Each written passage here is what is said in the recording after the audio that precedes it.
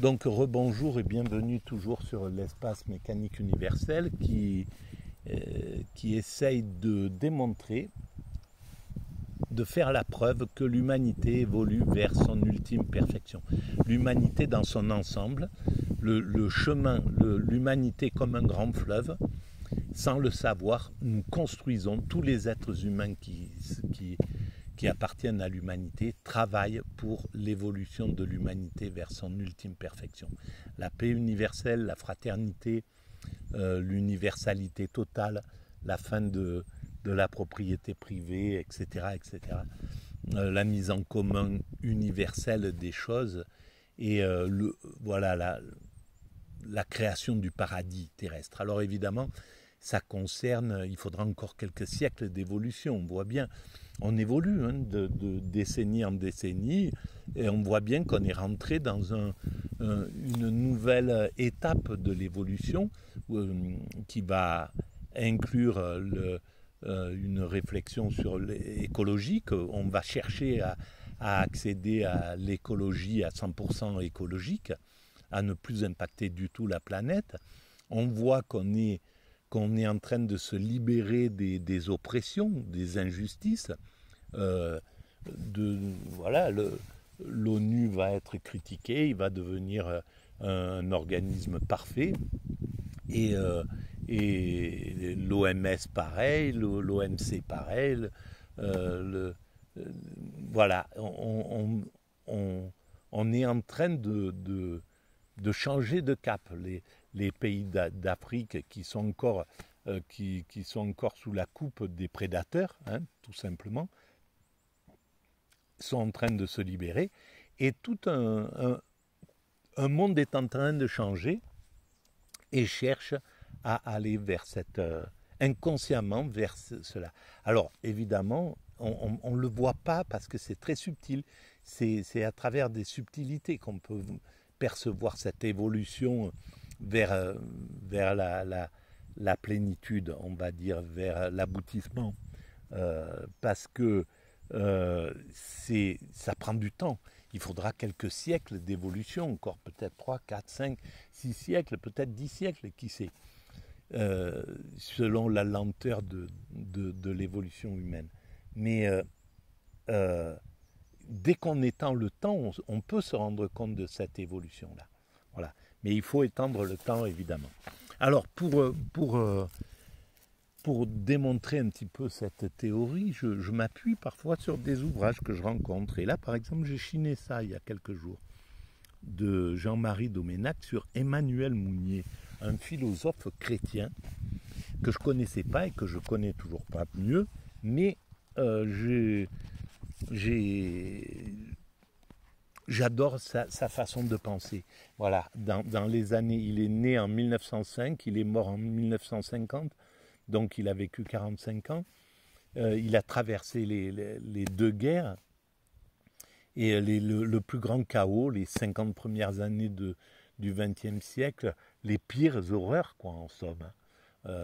Et il avait la foi, toujours. C'est voilà, la vraie philosophie chrétienne. Les vrais fondements du christianisme, eh ben, à mon sens, ils sont représentés par des gens comme Emmanuel Mounier, comme Peggy, etc. Et non pas comme ces types qui passent sur CNews ou ailleurs et qui se réclamant du judéo-christianisme stimulent les gens à devenir racistes, à détester certains de nos frères humains, etc. Donc voilà. Et le christianisme devra revenir sur ses bases fondamentales, justement, dont on parlait les Mounier et compagnie. Voilà. Et les Saint-Simon et tous ces grands penseurs qui ont compris la beauté du christianisme et pas le côté du pouvoir qu'il a fini par acquérir. Et voilà. Et donc là, il critique le communisme, et donc je vais continuer par la lecture de ce qu'il dit sur le marxisme. Et à juste titre, voilà, il envoie la beauté, il voit les valeurs, les belles valeurs du marxisme, la fraternité, la paix universelle, l'universalité,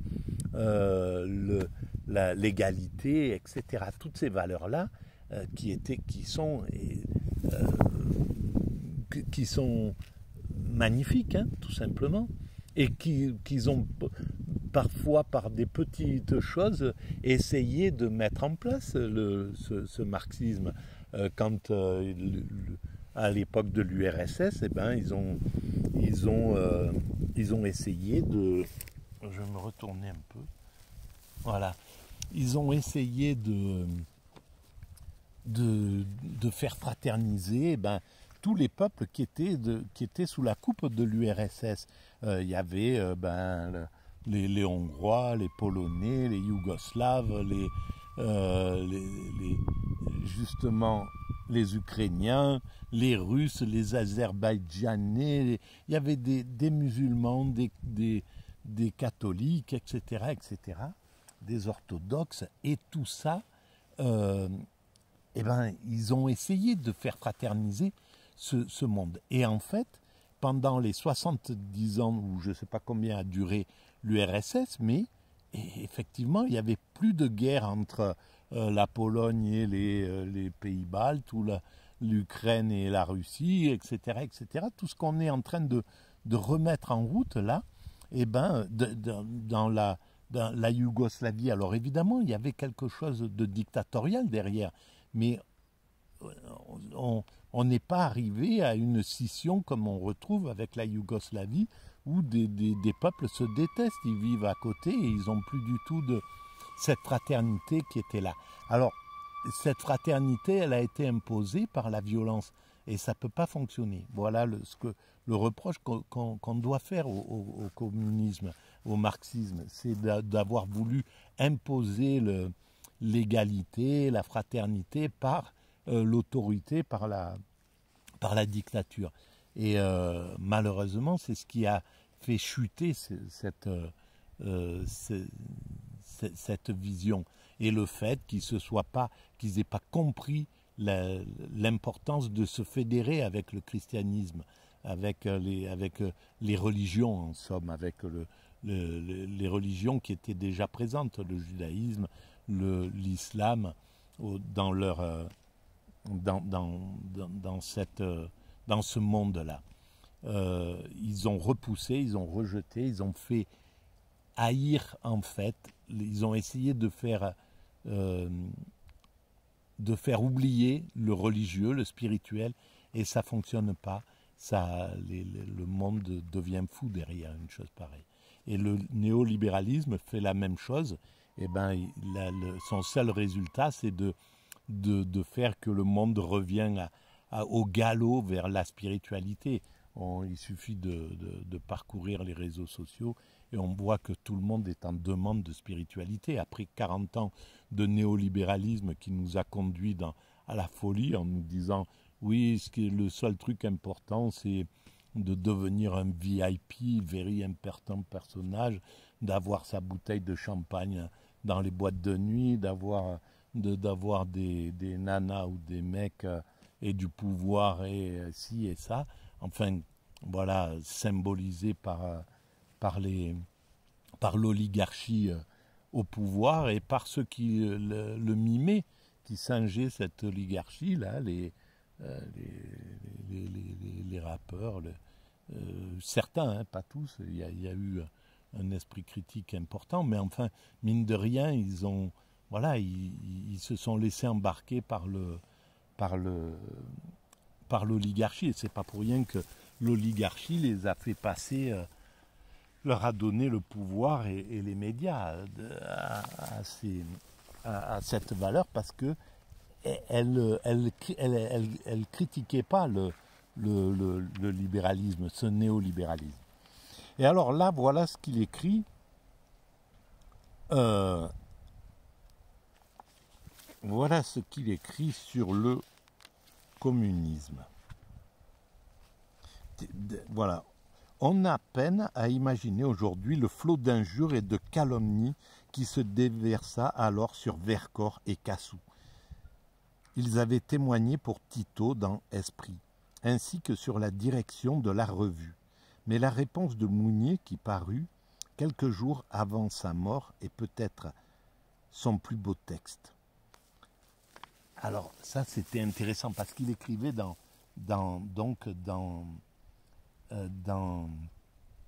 Esprit. Et dans Esprit, voilà, ils ont quand même soutenu Tito, ils ont soutenu Maurice Thorez, etc., à un certain moment. Donc, je ne sais qui a cru malin, écrit-il, de dire un jour, Garaudy, que sur vos charrettes, marchant à l'échafaud. Quel romantisme. Je chercherai encore le moyen de dialoguer avec vous. Donc Garaudy, c'était peut-être un communiste, même si vous alliez vers l'échafaud, ou même si j'allais vers l'échafaud, je chercherai quand même à dialoguer encore avec vous. Je remercie cet homme, Mounier qui était chrétien, je remercie cet homme d'esprit de sa confiance. Mon évangile est l'évangile des pauvres. Jamais il ne me laissera insatisfait sur un seul malentendu avec ceux qui ont la confiance des pauvres. Et il parle du communisme, justement. Jamais il ne me réjouira de ce qui peut diviser le monde et l'espoir des pauvres. Et donc il parle encore du communisme qui défend les pauvres. Et c'est pourquoi le fascisme actuel là, qui se prévaut des ouvriers, des pauvres, etc., c'est une arnaque sans nom. Mais vraiment, évidemment que ce sont des maladroits, la NUPES et le LFI, mais c'est eux qui sont du côté des classes pauvres et des nécessiteux et contre l'injustice, etc. Malheureusement, ils sont maladroits, ils sont égocentriques, ils ont tout un tas de choses qui fait que... Et puis, ils ont en face d'eux une armée, là, avec les médias de l'oligarchie, CNews, BFM, etc., qui sont les médias du MEDEF, hein, puisque l'oligarchie, c'est le MEDEF. Eh ben, c'est toute une armée qui les démolit avec une perversion narcissique inouïe, c'est-à-dire que dès qu'ils bougent une oreille, ils sont tout de suite, il y a un bashing hallucinant, et ils ont réussi à introduire dans l'esprit de notre communauté, de notre pays, le fait que tout est la faute de la gauche, quoi, que la gauche, c'est hallucinant comment ils ont réussi à faire détester la gauche. Et il y en a là-dedans qui n'ont rien à faire avec ni avec l'oligarchie, ni avec l'extrême droite, et qui pourtant travaillent pour eux. C'est dingue. Qui devrait être du côté justement des opprimés. Mais bon, bref, c'est comme ça, c'est ce qui doit se passer. Donc, c'est ce qu'on doit vivre et on est en train de le vivre. Donc, ce n'est pas une politique, je le sais bien, mais c'est un cadre préalable à toute politique et une raison suffisante de refuser certaines politiques. Je reprendrai la conversation sur le ton de la conversation. Ce sera peut-être à votre égard un monologue, mais il y a toujours quelqu'un pour écouter les monologues. Il n'y a pas de monologue.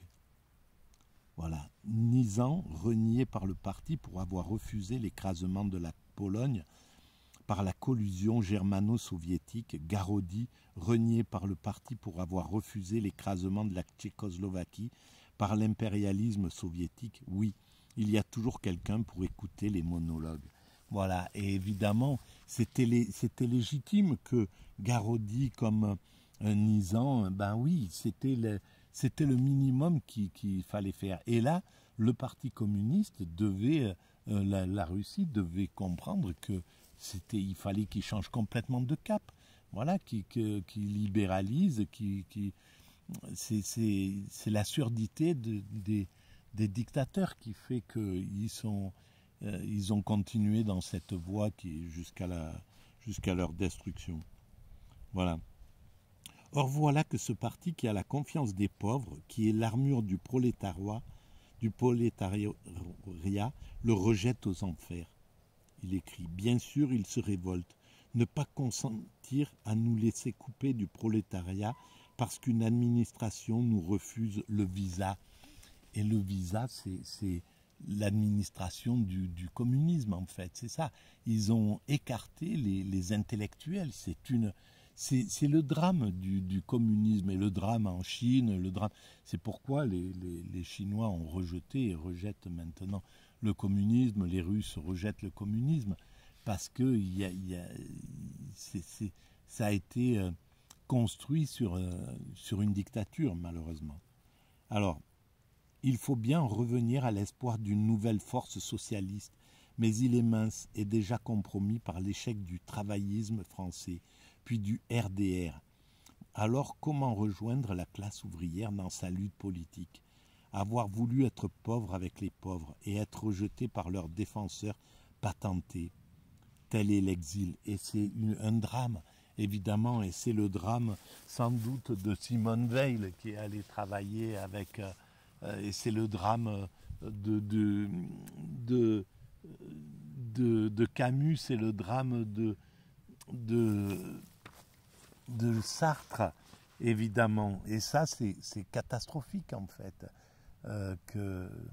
Ben voilà, la surdité des dictateurs. Certains signes indiquent que Mounier se préparait à le rompre en changeant sa direction de vie. En tout cas, ces derniers mots indiquent un chemin étroit. Et a-t-on frayé un autre? Il écrit « Notre rôle n'est pas plus aujourd'hui qu'hier de constituer un camp nouveau dans la concurrence des camps. Des camps pour aider le peuple, quoi, les ouvriers. Mais bien situés comme nous sommes dans le camp du socialisme contre le camp de l'oppression et du désordre. De garder mobile cette marge, chaque jour grandissante, bien qu'encore incohérente, d'hommes qui veulent le socialisme, mais un socialisme qui n'écrase pas 3 générations pour sauver les suivantes. » Voilà exactement la beauté de cette pensée ouverte, capable de critiquer, de tout critiquer. Voilà. Et j'espère que la mécanique universelle est dans cette veine-là, capable de critiquer ceux qui défendent et c'est pour ça que je suis apolitique, malheureusement, parce que c'est impossible de suivre la gauche telle qu'elle se, pour moi, telle qu'elle se présente.